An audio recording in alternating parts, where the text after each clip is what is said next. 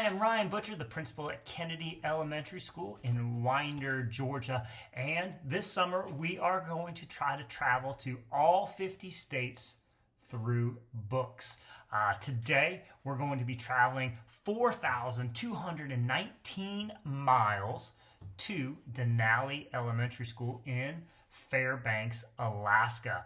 I'm going to be reading you a book from Alaska, award-winning book from Alaska, but I'm also going to be interviewing a principal from an elementary school there. Actually, the name of the school is Denali Elementary School, and I'm going to be interviewing Miss Becky Zavaro, and I'm excited for you guys to learn some cool things about Denali Elementary School. And then we're going to read a cool book, really cool book, Tales from History. It's called The Cat Who Ruled the Town. You're going to love this. So let's find out a little bit more about Denali Elementary School.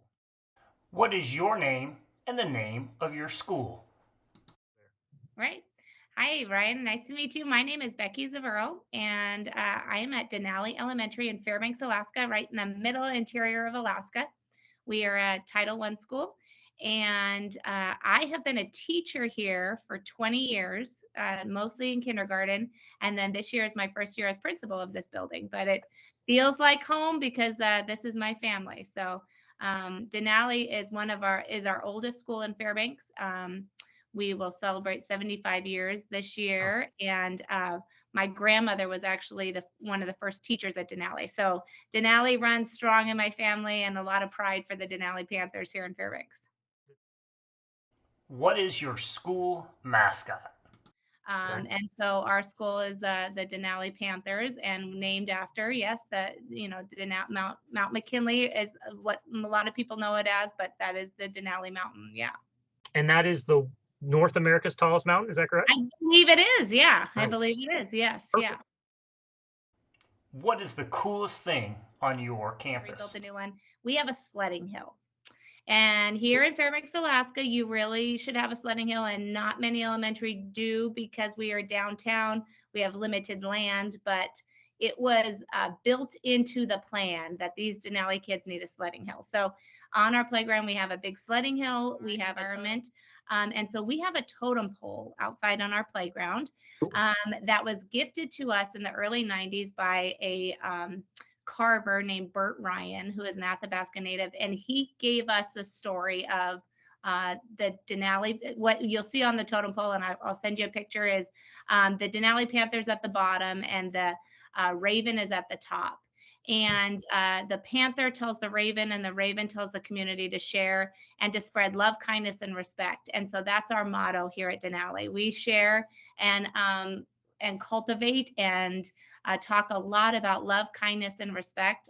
We have a daily motto that we say to it, and it all revolves around the culture here at Denali, and it starts with that totem pole in our playground. That's very cool. Today was Spread Kindness Day, so actually there you go. Yes. Yes. Okay, then it works out perfect. It does. How many students are at your school? You guys have at your school? Currently, we have about 300, so we're low. Usually, we are around 375 to 400, and just this year, starting next year, we will now only be a K5. Currently, How cold can it be and still go outside for recess? yeah. So I hear it's a little bit colder in Denali. Right. Yeah. So in Fairbanks, our school district is 20 below or colder. 20 below or colder, you stay inside. 19 below, you are outside for your half an hour of recess. So we don't have a snow cutoff because it snows so much, but it is a cold cutoff. So 20 below or colder, it's inside recess. What specials do you have? We just have music, PE, and library. So those are the three that the classes go to on a rotating basis. We also have an extra special of the counselor, going to the counselor and learning some different lessons on social emotional once a week too. So yeah, we just stick with the basics of library, music, and PE. What is the best thing served at your lunch? Okay, well, always the pizza is always a big ticket item, right? It's always going to go. Lately, we have been doing the last couple of years in the hot lunch comes the chicken and waffles, which I believe is an interesting, combination to It's put a in very there. Georgia thing. It is a very Georgia thing. It is a very Southern thing that we're not used to up here, but they make a chicken and waffles, and the kids seem to really like that. Pour syrup everywhere, and it's a sticky mess. Yeah. What is the coolest thing to do near your school? So we have And a I've big, been to Fairbanks, so I right. have my own opinion, but Yeah, we have a big university, which is kind of fun that a lot of visitors come to. For kids, we got a really cool children's museum that's really close to where we are. So a lot of our classes walk there. We have ice carving every March. And so in the ice carving park, there is a huge ice slides that people race down, and then you can walk around, and they make ice carvings that you can look at, of course, that are all lit up. But then they also have things like teacups or something like that that you can get in and be pushed around. I mean, amazing things that they do with ice. yeah. I Not also to thought mention, wait, I got to mention Santa Claus house is only 20 minutes away. that North that Pole. was the next thing I was going to say. Yeah, Actually, I mean, I when don't know we how I forgot that. North Pole, Alaska is 20 minutes away, drive for us. You can go see Santa, you can go pet his reindeer. That's yeah. all there. Yeah. So when we went, my wife and I went, Santa actually, I sat right next to Santa, and he did a message to our kids at our school. It was awesome. Yeah. Yeah. Yeah. What's the one thing you want to happen in the next school year? Wow. For anything, for the kids, the families, anything?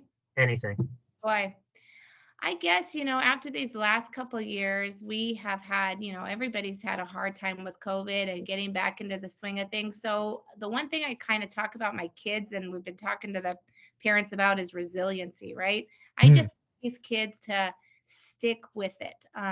The one message we talk about all the times is things get hard for everybody, and things don't always go your way, but I would love them to just take on each day as it is and not get bogged down in the little stuff. And we talk about the word resiliency a lot, that we just have to bounce back and do our best every day, and be kind. And so I guess I would hope that next year we can. This year's been a really learning experience. Everybody seems, a couple academics have been hard, and getting back into school full time have been hard. And I'm hoping next year we just start out fresh with everything behind us, and we take it on and are resilient. It was a joy meeting Miss Navarro from Denali Elementary School, and I've actually going to get to go out to Denali again this time because my stepson goes out there. So it's really cool to hear about that. This time when I go, I am going to go on there, and I'm going to go down that sled. That's for sure. I'm going to go down that sledding hill. The book from Alaska. This is actually a true story. It's called Tales from History: The Cat Who Ruled the Town. The author is Mai Nakamura, and the illustrator is Rachel Sanson. The author is the person that wrote the words. The illustrator is the person that drew the pictures. This story is really cool. So here we go. There is a small town in Alaska called Talkeetna. The town is so small that fewer than 900 people live there. Most visitors pass through Talkeetna on their way to Denali. Denali is the highest mountain peak in North America. But people also used to visit Talkeetna for another reason. They wanted to meet their mayor. Why was their mayor so special? You saw the cover, you probably know. Their mayor was a cat. Stubbs the cat lived at Nagley's store. His name was Stubbs because he had a very short tail.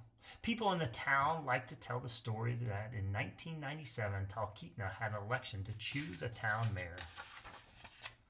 The Talkeetna townspeople didn't want to vote for anyone on the ballot, so instead they voted for Stubbs, and he won the election. The story is just a legend. The town is actually too small to have a mayor and a government, but that didn't stop people from calling Stubbs the mayor. As an honorary mayor, Stubbs lived a very nice life. Every afternoon, Stubbs took a break by drinking water from a fancy glass. Then he sat in the store and waited for visitors. People from all around the world came to the store to meet Stubbs. Some people pretended to have an appointment with the mayor. Stubbs greeted these visitors by crawling onto their laps and posing for pictures. When he got tired, he crawled up into a ball and took a very long nap. Stubbs liked to walk around town. He visited local restaurants, art stores, and bakeries. and it's just to say hello to the townspeople. The walks made Stubbs sleepy, so he would take another nap. Wherever he slept, Stubbs always left a lot of fur to clean up. Sometimes Stubbs went to the park. The neighborhood kids loved petting and playing games with Stubbs. It was great to be the town mayor. As the years passed, Stubbs got older. On many days, he felt too tired to greet visitors at the store. Stubbs had been mayor for 19 years. People wondered if he would retire. Then one summer day in 2016, Stubbs' owners had a surprise. Say hello to Aurora and Denali, they said. These cats are moving in with all of us. Aurora and Denali had big blue eyes and gray and white fur. They were barely 2 months old. Stubbs had never lived with other cats before. He stood away and growled. The kittens loved to play. They tumbled and ran up and down the stairs. Meow, said Aurora. Meow, said Denali. Stubbs just hissed. But Aurora and Denali loved Stubbs. They liked to follow him around and sleep in the same bed. As time went on, Stubbs grew to love the little kittens. Aurora and Denali were the newest members of the family and of Talkeetna.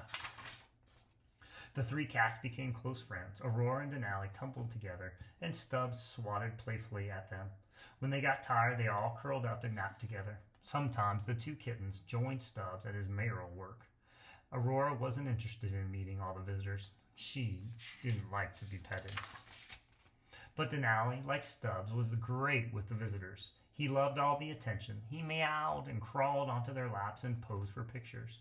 Denali might be a good mayor when he grows up, the people of Talkeetna would often say.